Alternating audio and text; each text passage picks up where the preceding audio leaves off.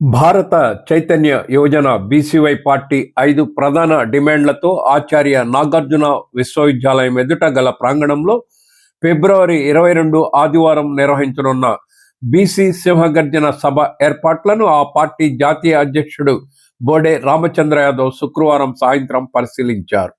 ఈ సభా ప్రాంగణానికి పూలే అంబేద్కర్ మండల్ కర్పూరి ఠాకూర్ ప్రాంగణంగా నామకరణం చేశారు. ఆదివారం మధ్యాహ్నం 2 గంటల నుంచి సాయంత్రం 6 గంటల వరకు బీసీ సింహగర్జన సభ నిర్వహించనున్నారు. ఈ మేరకు పార్టీ శ్రేణులు విస్తృత ఏర్పాట్లు చేస్తున్నాయి. బీసీవై పార్టీ జాతీయ అధ్యక్షుడు రామచంద్ర యాదవ్ ఏర్పాట్లను స్వయంగా పరిశీలించి తగు సూచనలు చేశారు.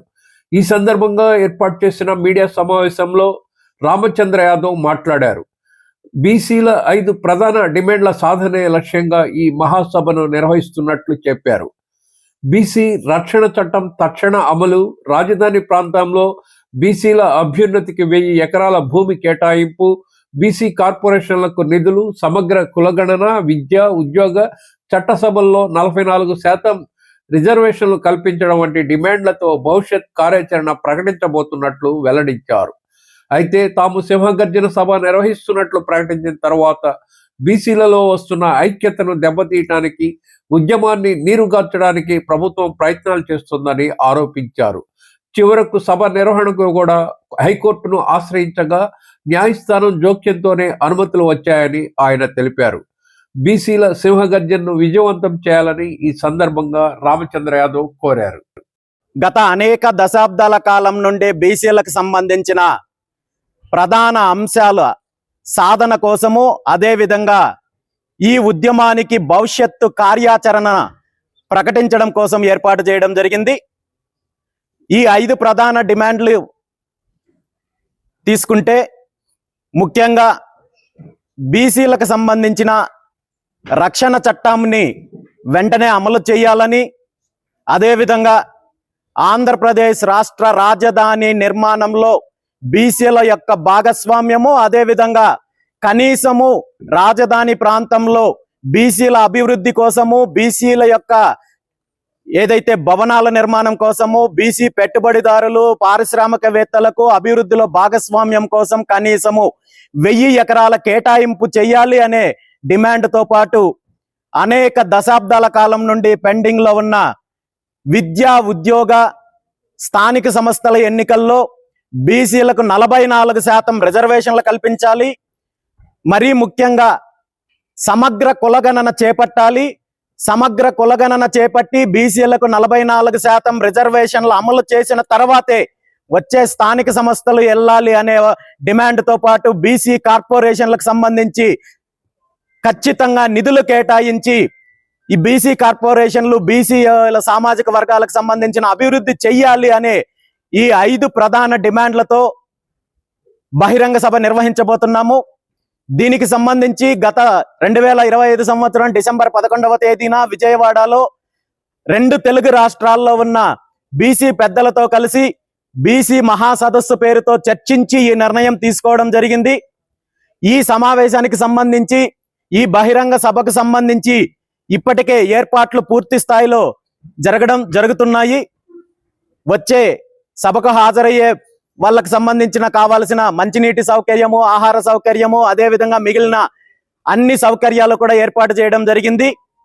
అయితే బీసీ సింహగర్జన బహిరంగ సభ ప్రకటించిన తర్వాత అప్పటి వరకు బీసీల సమస్యల పైన కానీ, రిజర్వేషన్ల అంశం పైన కానీ, రక్షణ చట్టం గురించి కానీ, అదేవిధంగా రాజధానిలో బీసీలకు సంబంధించిన వాటా గురించి కానీ ఎక్కడా స్పందించని ప్రభుత్వము అనేక రకాలుగా ఈ ఉద్యమాన్ని, ముఖ్యంగా ఈ బహిరంగ సభను అడ్డుకోవాలి, నిర్వీర్యం చేయాలి అనే దానిపైన అనేక కుట్రలు చేశారు.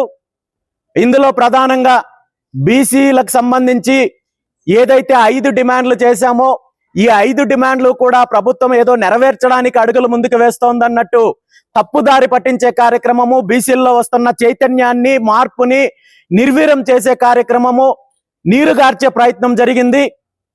దాంతోపాటు ఏదో ఒక రకంగా ఈ బహిరంగ సభ జరిగితే బీసీలలో చైతన్యం వస్తుంది, మార్పు వస్తుంది, బీసీలో ఐక్యంగా ముందుకు వెళ్లే పరిస్థితి ఉందనే ఉద్దేశంతో ఈ సభ జరగనివ్వకుండా కూడా ప్రభుత్వం అనేక రకాలుగా కుటిల యత్నాలు, ప్రయత్నాలు, కుట్రలు చేయడం జరిగింది. ముఖ్యంగా పోలీస్ డిపార్ట్మెంట్ ద్వారా ఈ సభకు అనుమతి రాకుండా అనేక రకాలుగా అడ్డుకునే ప్రయత్నం చేశారు. గత 4వ తేదీన మేము పోలీస్ డిపార్ట్మెంట్ కి దరఖాస్తు చేసుకున్నప్పటికీ కూడా సభకు అనుమతి ఇస్తున్నారో లేదో అని తెలియజేయడానికి కూడా ఆలస్యం చేస్తూ ఎటువంటి సమాధానం ఇవ్వకుండా ఇబ్బందులు పెట్టే కార్యక్రమం చేస్తే గౌరవ హైకోర్టు వారిని సంప్రదించి దీని మీద ఈ సభ యొక్క ప్రధాన ఉద్దేశాలు తెలియజేస్తే గౌరవ హైకోర్టు వారు ఈ బహిరంగ సభ ఏర్పాటు చేయడానికి, అదేవిధంగా బహిరంగ సభ నిర్వహించడానికి కావలసిన అనుమతులు నిన్న మంజూరు చేయడం జరిగింది. దీనికి సంబంధించిన ఆదేశాలు స్పష్టంగా ఇవ్వడం జరిగింది. ఈరోజు రాష్ట్రంలో ఉన్న 50% పైగా జనాభా ఉన్న సుమారు 3 కోట్ల మందికి పైగా ఉన్న జనాభాకు సంబంధించిన ప్రధాన డిమాండ్లు నెరవేర్చుకోవడానికి, శాంతియుతంగా చేస్తున్న పోరాటానికి, బహిరంగ సభకి అడ్డు చెప్తూ అదేవిధంగా అడ్డుకునే కుట్ర చేస్తున్న ప్రభుత్వానికి ఇది నిజంగా చెంపదెబ్బ లాంటిది. ఎన్ని కుట్రలు చేసినా ఈ బహిరంగ సభ సజావుగా ప్రశాంతమైన వాతావరణంలో జరుగుతుంది. ఖచ్చితంగా ఈ 5 ప్రధాన డిమాండ్లు సాధించడానికి భవిష్యత్తు ప్రణాళిక కూడా ఈ సభ ద్వారా ప్రకటించబోతున్నాము.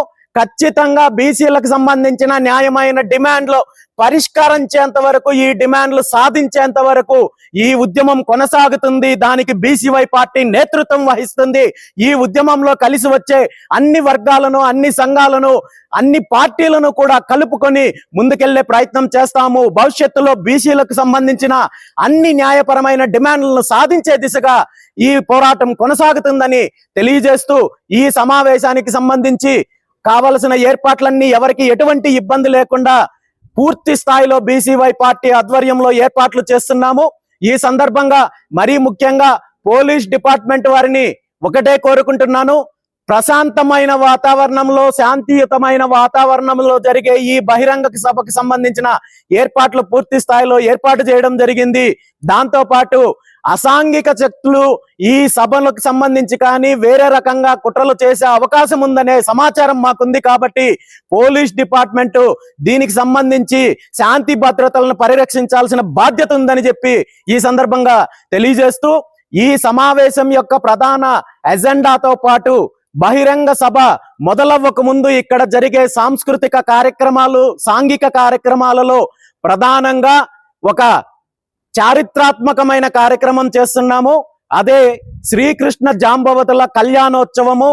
గతంలో ద్వాపర యుగంలో శ్రీకృష్ణ పరమాత్ముడు కేవలము తను ఒక భగవంతుడిలాగా మాత్రమే కాకుండా తను భవిష్యత్తు తరాలకు భగవద్గీతను అందించడమే కాకుండా కులాల వారీగా, వృత్తుల వారీగా ఉన్న కులాలను ఏకం చేయడానికి ఆనాడు జాంబవతీ దేవిని కులాంతర వివాహం చేసుకొని భవిష్యత్తు తరాలకు ఒక మంచి సందేశాన్ని ఇచ్చారు.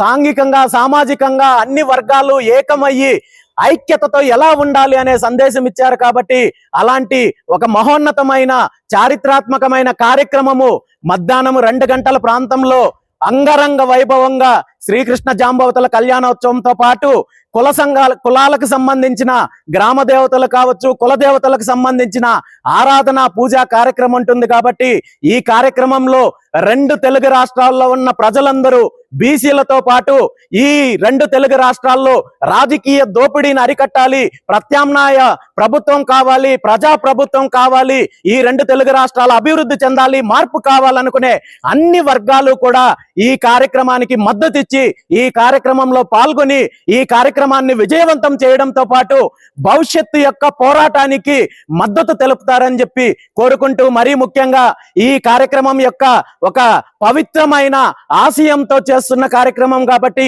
దీనికి మీడియా వారందరూ కూడా సహకరిస్తారని చెప్పి తెలియజేస్తూ, ఈ అవకాశం నాకు కల్పించిన ప్రతి ఒక్కరికి కూడా ధన్యవాదాలు తెలియజేస్తూ సెలవు తీసుకుంటున్నాను. Thank you very much. ఈ కార్యక్రమానికి సంబంధించి 2 తెలుగు రాష్ట్రాల్లో ఉన్న అనేక మంది బీసీ పెద్దలు కావచ్చు, బహుజన పెద్దలు కావచ్చు, అదే విధంగా మేధావులు కావచ్చు హాజరవుతున్నారు. ఖచ్చితంగా వారి సందేశాన్ని ప్రజలకిచ్చే అవకాశం ఉంది.